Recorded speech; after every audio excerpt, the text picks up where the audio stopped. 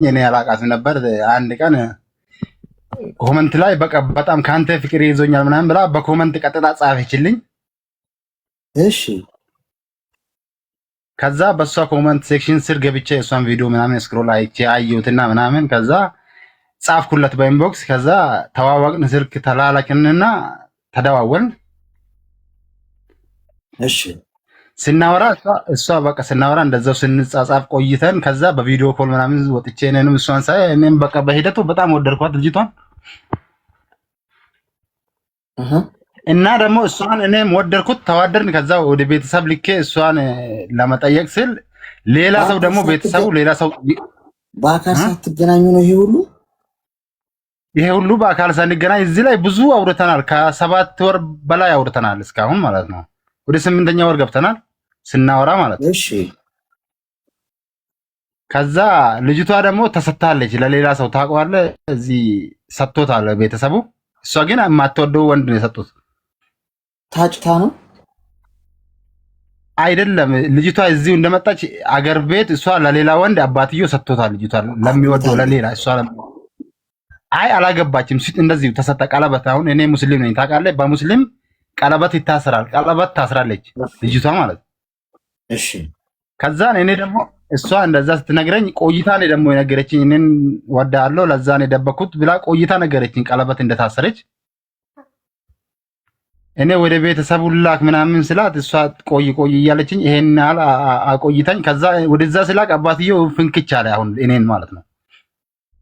እሺ አልፈልግም፣ እሷንም ለሌላ ሰው አንቺንም ሰጥቼሻለሁ፣ ሌላ ሰውንም አልፈልግም፣ እኔ የሚለው ወንድ ታገባለች ብሎ እንትን ቀይ መስመር ሰጣ አባትየው ማለት ነው። እኔም በእውነት አባትየው እሷንም ቀይ መስመር እሱን ነው የምታገቢው፣ እኔ የሰጣውሽ እኔ ለሚሰጥሽ ወንድ ነው የምታገቢው፣ እሱን አልፈልግም፣ የማላውቀው ወንድ ከሚዲያ አልፈልግም፣ እዚህ ያለው ከአገር ቤት ያለው ወንድ ለሱ ነው የሚሰጥሽ አለ። እሺ ይረዳኛል። ይቅርታ አማርኛ አንዳንዴ ትንሽ ስለማልችል ነው። ከዛ አሁን እኔ ወደ ቤተሰቧ ስልክ ወይ ፍንክች አበደን አለ። እሷም እምቢ ካለሱ አላገባም ስትለው እሱን ከመረጥሽ እኔን እንደሞትሽ ቆጥሬ አገር ቤትም ወደ እኔም ሲሞትም ለዘመድ ሁሉ ነግሬ እንዳትመጪ ያደርግሻለሁ። ወደ እኔ ሲሞት እንኳን ኖሬ ሲሞትም ወደ እኔን እንዳትመጪ ሬሳዬ ላይም እንዳታይ ነው ለልጆቼም ነግሬ ለቤተሰቦቼም ነግሬ የሚሞተው ብሎ በጣም ተጨናነቅን። እሷም ትጨነቃለች፣ ሁሌ ታለቅሳለች። እኔም በጣም ውስጤ ይረበሻል። ልተው ስልም መርሳት አልቻልኩም። እሷም እኔም ልትተው አልቻለችም። አባትዮንም ለማጣት ፈራች። እዚህ ውስጥ እኔ ተቀርቅሬ ግራ ይገባኛል። ሁሌ ታውቀዋለህ፣ በእውነት በጣም ነው የሚከብደኝ ስራ ሁሉ መስራት። በቃ እስቲ እንዴት አድርጌ ወይስ ልተው ወይስ እንዴት እስቲ ግራ ስለገባኝ ነው አንተ ስር ቁጭ ስለምል እስቲ አንድ ሀሳብ ካንተ ማለት እስካሁን አላገኘሃትም ማለት ለመተው በእርግጥ ወስናለሁ፣ ግን መተው አልቻልኩም። አላገኘሃትም ማለት በአካል አልተገናኘም። በቪዲዮ ኮል ሁሉ ነው የምናወራው። በቃ በጣም ብዙ ማለት እንደ ባልና ሚስት ነው የምናወራው ሁሉ ነገር። እሺ ሚዩት አድርግ እስቲ፣ ሚዩት አድርግና አዳምጠኝ። አንደኛ ቲክቶክ ላይ ነው ያወቅሃት። 7 ወር ነው ያወራች። 7 ወር ብዙ የሚባል አይደለም። እሺ እንታውን በ7 ወር አወቅኳት ብለህ መደምደም የለብህም። እንኳን 7 ወር አንድ ሰው 27 ዓመት 7 ዓመት 6 ዓመት 17 ዓመት ምንም ዓመት ብትኖ እንትን ብትል አወቅኩት አትል ገብቶሃል። ስለዚህ በዚህ መጠን 7 ወር አውርታት ህይወቷ ውስጥ ምስቅልቅል ያለ ጉዳይ አለ፣ የቤተሰብ ጉዳይ አለ። ቤተሰብ አባቷ ሊረግማት እያሰቡ ነው ምናምን። እዛ ቤተሰቧን እምቢ ብላ ብትመጣም አንተ ጋር ምን አይነት ህይወት ነው የምትኖረው? እዚህ ነገር ውስጥ አለመግባት ነው ለአንተ ሰላም የሚሰጥህ። በስሜት አትነዳ ማለት ነው። እቺ ልጅ በቪዲዮ ኮል ነው የምታውቃት እንጂ ፊዚካሊ እንኳን አታውቃት። ምን እንዳሳለፈች፣ ምን ህይወቷ ውስጥ እንዳለ፣ ቤተሰቧ ምን እንደሆነ የምታውቀው ታሪክ ነው። ጀስት ቲክቶክ ላይ የተፈጠረ ጉዳይ። ስለዚህ በተቻለ መጠን ከዚህ አይነት ድራማ ውስጥ ራስን አስወጣ። አይዞሽ እንዳትላት፣ እኔ ያለሁልሽ ምናምን እንዳትላት። ምክንያቱም ዛጋ ቤተሰቦቿ በቃ ሰተዋትም ይሁን የእሷን ፈቃድም ሆኖ ይሁን አልፈለገችም ይሁን መጀመሪያ በራሷ መንገድ ይህን ችግር ትፍታው። አይዞሽ ብላት እቺ ልጅ እናቷን አስቀይማ አባቷን ረግጣ ምናምን ብትመጣ ነገ አንተ ህይወት ውስጥ ምን ሊፈጠር እንደሚችል አታውቅም። አብራችሁ ዝለቁ አትዝለቁ አታውቅም። ምክንያቱም እቺ ልጅ አታውቃት። የምታውቃት ቲክቶክ ላይ ጀስት በስልክ ነው የምታውቃት። የሆነ ነገራችሁ ተመቻቸና በጣም አወራችሁ ማለት የሆነን ሰው አወቅከው ማለት አለ።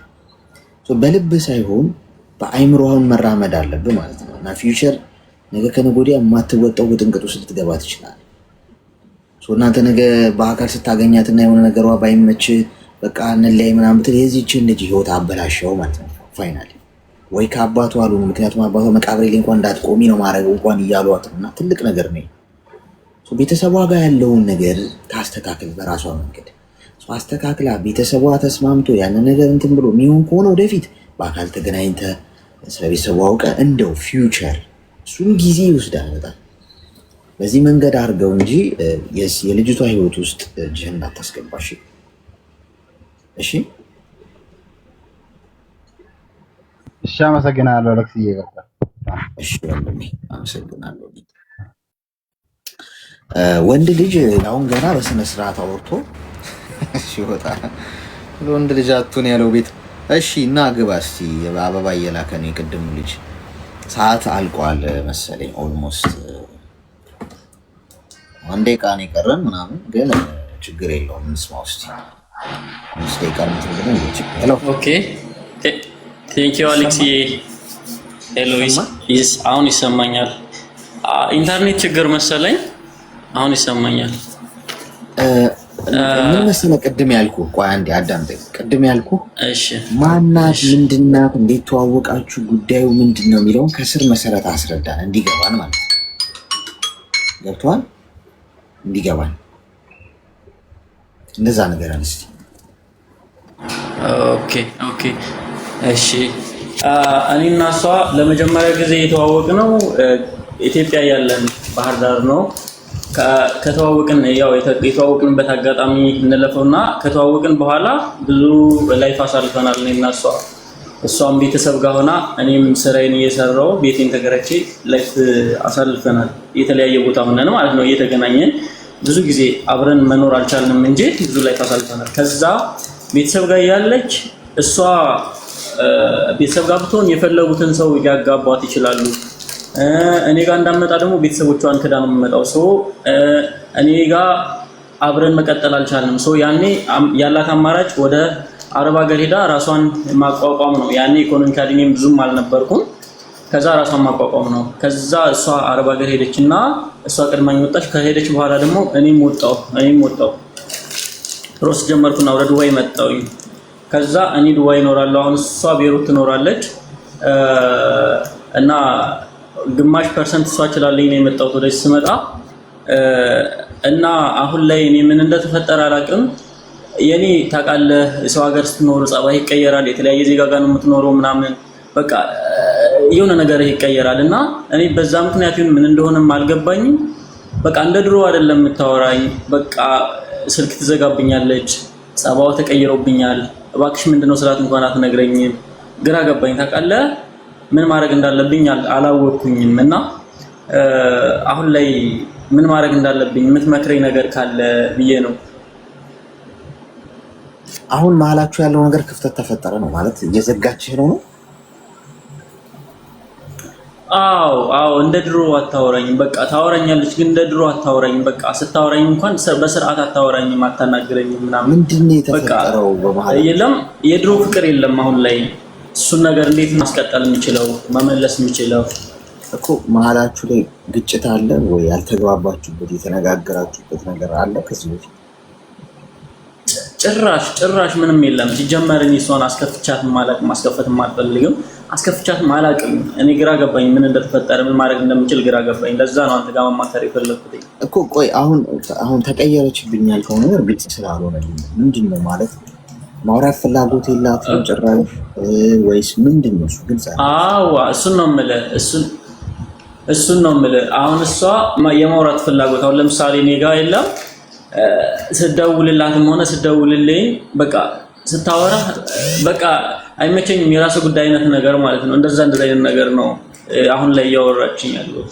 በቃ አይመቸኝም የራስ ጉዳይ ምናምን እንደዛ አይነት ነገር ምን ሆነሽ ጠይቃታል ምን እንደሆነች እጠይቃታለሁ ስጠይቃት ግን በስርዓት እንኳን አትመልስልኝም አሁን ላይ እንደ ድሮ አይደለችም ለውጥ አለ በብዙ መንገድ ተቀየረች እኔ ግራ ገባኝ ምን ማድረግ እንዳለብኝ አላውቅም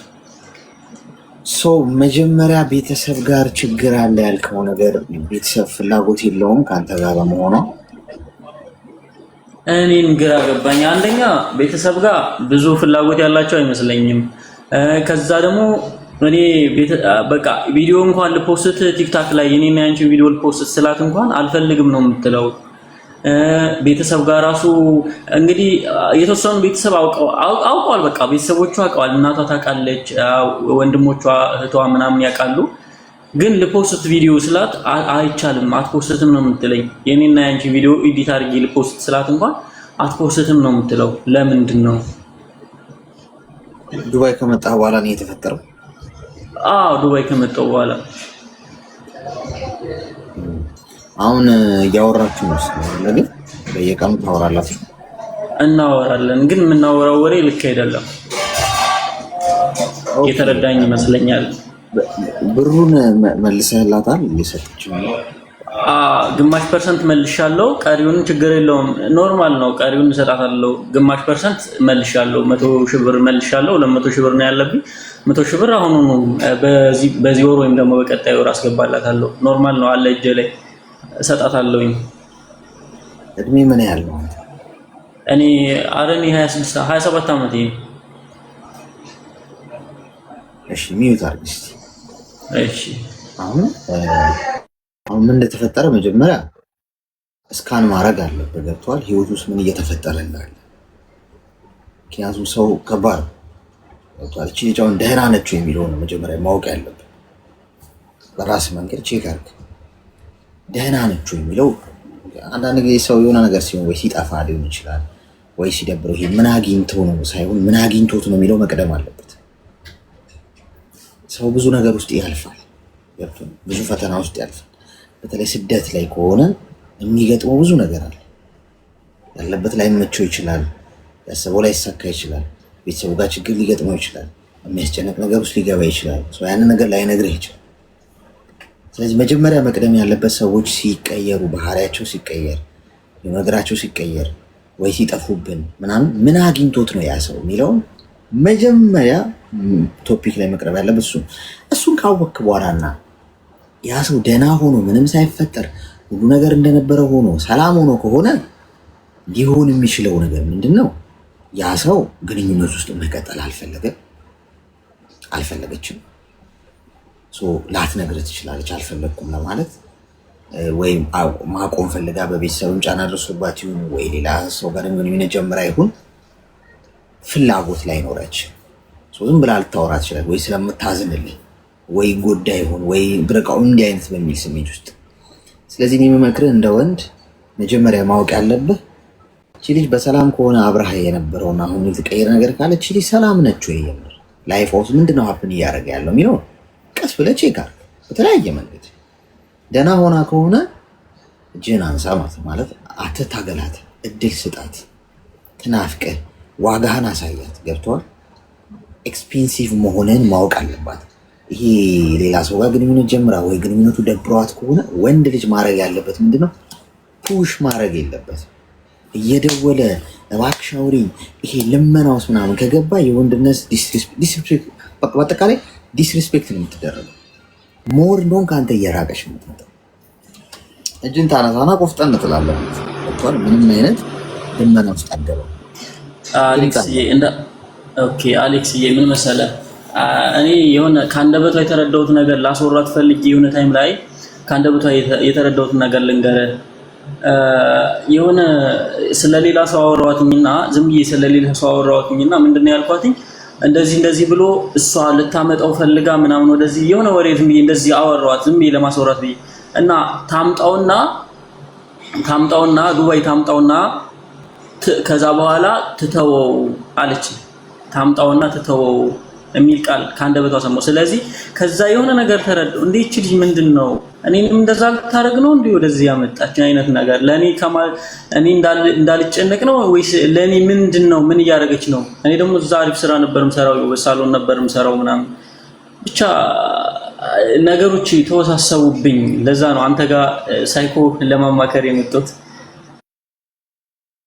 እሺ አሁን እኮ እሱን ነው የምልህ። አሁን ቅድም ላይ የፈለግኩት እሱ ነው።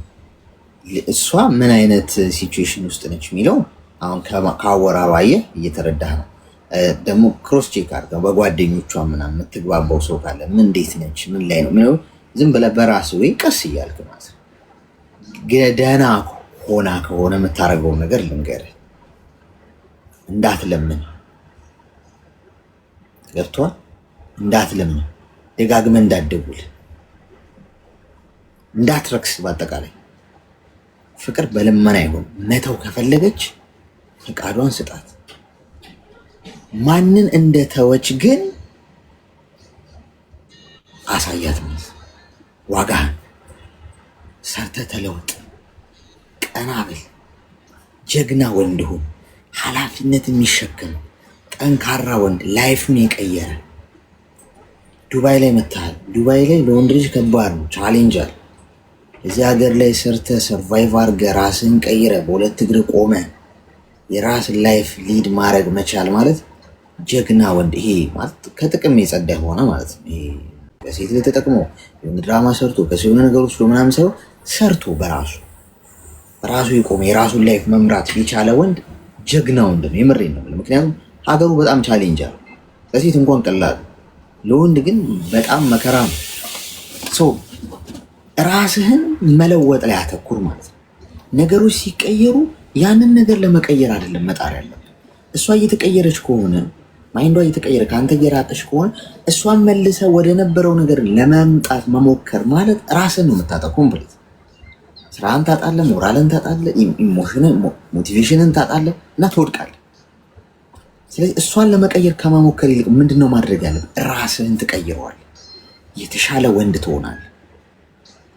ገንዘቧን ትመልስላታለህ። ባይዞ ገንዘቧን መልስላት። እሺ ዩኒክ የሚያደርገው እሱ ነው። ባይዞ ገንዘቧን መልሰ ቴንክ ዩ ቬሪ ማች አረግሽብኝ ብለህ ብሯን ማሰብልህ። እሺ አሌክሶ ብሯን እኮ መልሻለሁ። 100 ሺህ ብር ነው የቀረብኝ ብያለሁ። ወይ ወንድሜ ስልክህን አስቀምጥ ጠረጴዛ ላይ እስኪ።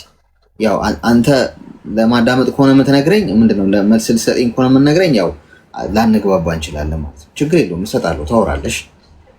ግን ዋናው ነጥብ ምንድነው? አንተ ወንድ ልጅ ሆነ የምትገኘው ራስህ ላይ ስታተኩር ብቻ ነው። እሱ እኮ ፍቅረኛዬ ነው ብላ በሄደችበት ለጓደኞቿ ጭምር እስክታወራ ድረስ ተለወጥ። አንገትን ደፍተህ ቤተሰቦቿ ከአንተ ጋር እንድትሆን አልፈልጉማ፣ እንዲቆጫቸው አድርጋቸው። ወንድ የሚያደርገው እንደዛ ነው። ባይዘ ወንድ የሚያደርገው ምንድን ነው? ሰዎች ጥለውት ቢሄዱ እንኳን ቢንቁት፣ ቢሰድቡት፣ ቢጸየፉት፣ ቢገፉት የገፉት ሰዎች እንዲጸጸቱ ማድረግ የሚችል ሰው ነው። እንዲጸጸቱ ማለት ተለውጦ ማለት ራሱን ለውጦ በማይንድ ሴት ራሱ ለውጦ በገንዘብ ተለውጦ በስራ ፊዚካሊ ራስን ፊዚካሊ ለውጥ፣ ስፖርት ስራ፣ ጤናን ጠብቅ፣ ራስን በቃ ጠብቅ። ገብቷል? ጎበዝ ሁን። ሰው ልቧ ሸፎቱ እንኳን ቢሆን ሌላ ቦታ እንዲቆጫት አድርግ ማለት ቅጣት ማለት ያ ነው። ስለዚህ አንተ በዚህ መንገድ ነው ነገሩን መፍታት ያለብህ። ሰው የለንም ከጎናችን ታውቃለህ። እየተጸየፉን ነው ነጮች። ምን እያሉ ነው የምንሰራው ታውቃለህ። በቃ የሆነ ነገር ይገነባል። በጣም አመሰግናለሁ። ፈጣሪ ያክብርልኝ። እሺ ሰላም ሁንልኝ። ሰላም። እሺ ጥሩ ልብ ያለው ወንድ ነው። አሁን ብዙ ወንድ አይልም። አሁን የዘንድሮ ወንዶች አይታችኋቸዋል አይደል? ሌላስ እንደው መደግምሻለሁ ነው የሚለው። ሲዝትባት ነው፣ አቢዩስ ሲያደርግ ነው።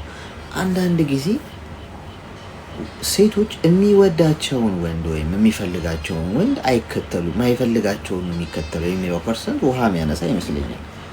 አሁን ይሄ ልጅ እንግዲህ አግዘዋለች፣ ገንዘብ ልካልታለች ምናምን ኦኬ አርገዋለች፣ ግን ገንዘቧን መልሶላታል በግማሽ ፐርሰንት። አሁንም ልመልስላት እያሰብኩ ነው። የእሷ ባህሪ መቀየር አሳስቦታል፣ ስለሚወዳት ነው እንጂ ምን አገባኝ እንደውም ገንዘብ ስታኛ ባናትሽ ተተከይ ስትፈልጊ ምናምን ብሎ ገንዘቡንም ወስዷል። ስራዬንም ለስራ ብሎ እኮ ከሌላ ሴት ጋር የተሞዳሞደ እኮ መኖር ይችላል። ያንን ግን አላረገም። እሷ እንግዲህ የራሷ ምክንያት ይኖራታል። ችግሩን አላወቅንም።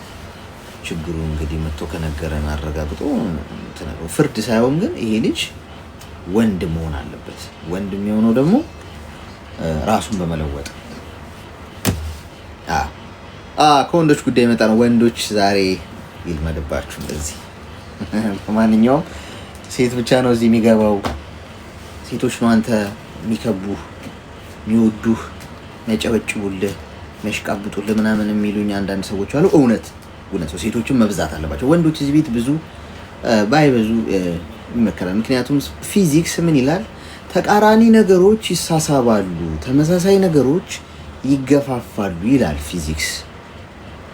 ስለዚህ በትክክል ተቃራኒ ነገሮች ልንሳሳብ ግድ ነው። ተመሳሳይ ነገሮች ደግሞ እንገፋፋለን፣ አንዋደድም ብዙ እና ወንዶች አንዳንዴ ብትንጨረጨሩብኝ የፊዚክሱ እውነታ ነው እንቀበለዋለን። ለማንኛውም ጤናና እድሜ ይስጣችሁ። ነገ እንገናኛለን። ሰዓታችንን ጨርሰናል። ማንኛውም ኦሪጂናል ሞባይሎችን፣ ላፕቶፖችን፣ ታብሌቶችን፣ ፓወር ባንኮችን ምንም ነገር ከዚህ ከዱባይ ወደ ኢትዮጵያም እየላክን ነው። እዚህም ሀገር ዲሊቨሪ ሰርቪስ አለን ቤት ለቤት። ሰው አገልግሎታችን ማግኘት ስትፈልጉ እዚህ ቲክቶክ ፕሮፋይል ውስጥ ስልክ ቁጥር አለላችሁ የዋትሳፕ፣ እሱን መጠቀም ትችላላችሁ። ነገ በተመሳሳይ ሰዓት እንገናኛለን። ክፉ አይንካችሁ፣ ጤና ይስጣችሁ፣ ተወደዱ፣ ተከበሩ፣ የሰው ፍቅር ይስጣችሁ፣ ከአስመሳይ ሰው ይጠብቃችሁ። እንቅፋት የሚሆንባችሁ ነገር ፈጣሪ ከፊት እየቀደመ ያንሳላችሁ።